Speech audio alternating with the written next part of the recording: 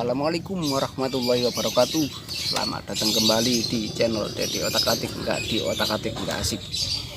Kali ini Dede Otak-atik ingin membahas tentang syarat-syarat sebuah akurasi dari senapan angin, khususnya uklik. Ya, bisa jadi PCP juga sih.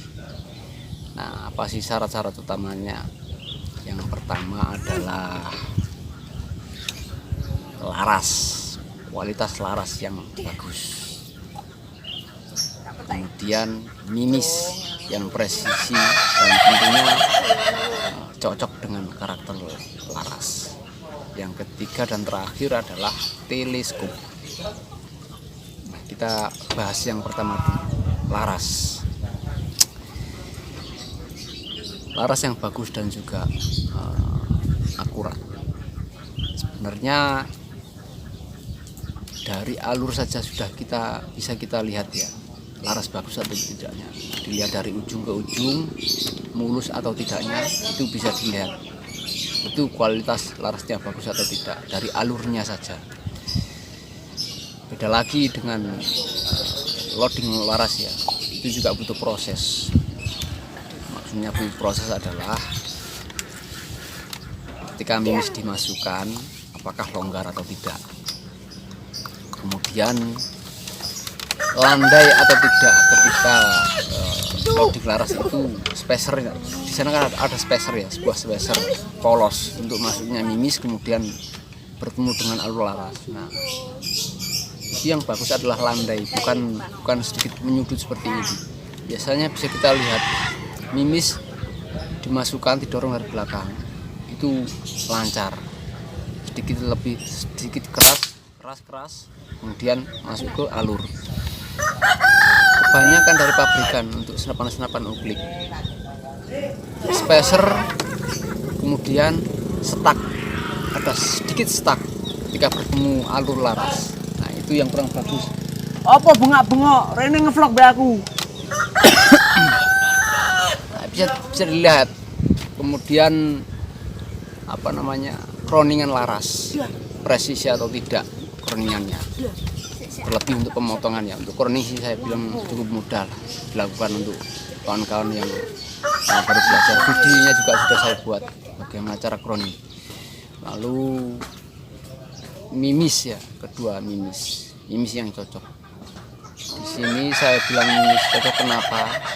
Laras memiliki karakter sendiri-sendiri ya, mulai dari alurnya, berapa jumlah alur, ketebalan lennya, kedalaman groove-nya, putaran kiri atau kanan, itu juga pengaruh yang untuk sebuah mimis ups jatuh.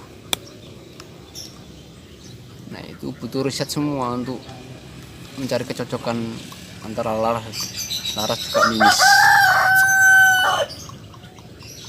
Kemudian teleskop. Nah, ini adalah nomor yang paling akhir adalah teleskop yang tahan getar tentunya, tapi itu bisa diminimalisir ya jika tidak tahan getar. Paling hanya bergeser 1 atau 2 cm dari target di jarak 20 meter. Itu pengalaman saya ya untuk teleskop yang tidak tahan getar, dan pergeserannya pun stabil kanan kiri. Tapi jika pergeserannya naik turun kanan kiri acak, berarti ada kemungkinan laras kurang bagus kualitasnya, mimis juga kurang presisi, jadi ngacak dapatnya. Nah, yang harus kita ketahui untuk sebuah akurasi yaitu tadi, pertama adalah kualitas laras, kemudian mimis yang presisi dan cocok dengan larasnya, yang terakhir adalah teleskop. Itu butuh evaluasi satu persatu ya, mulai dari laras, kemudian kecocokan mimis, yang terakhir adalah teleskop. Itu versi saya. Jadi laras yang bagus dan juga yang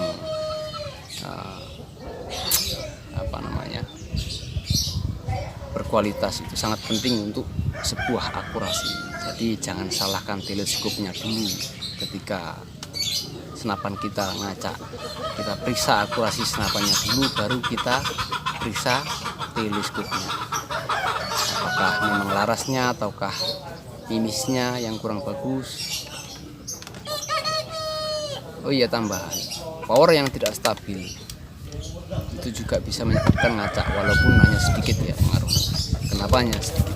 Pada dasarnya power yang tidak stabil hanya akan berpengaruh pada naik atau turunnya mimis jika larasnya tidak bengkok. Nah, seperti itu. Dan pemasangan teleskop juga sejajar. Mimis cenderung akan naik dan turun. Itu pengalaman saya. Beda lagi dengan senapan yang memang ngacak. Jadi stabilan power dan memeriksa kerapatan pada sil-sil senapan juga penting ya, sebelum kita evaluasi lebih ulang ke laras dan juga mimis dan teleskopnya. Nah, semoga penjelasan yang singkat tadi dan juga tidak jelas tadi bisa dipahami, karena memang saya bikin video seperti ini tanpa teks, tanpa membuat catatan terlebih dahulu, langsung ngomong apa adanya. Oke, itu tadi ya tentang akurasi versi dari otak-atik. Nggak di otak-atik nggak asik. Terima kasih sudah menonton video di otak-atik. Nggak di otak-atik nggak asik. Wassalamualaikum warahmatullahi wabarakatuh.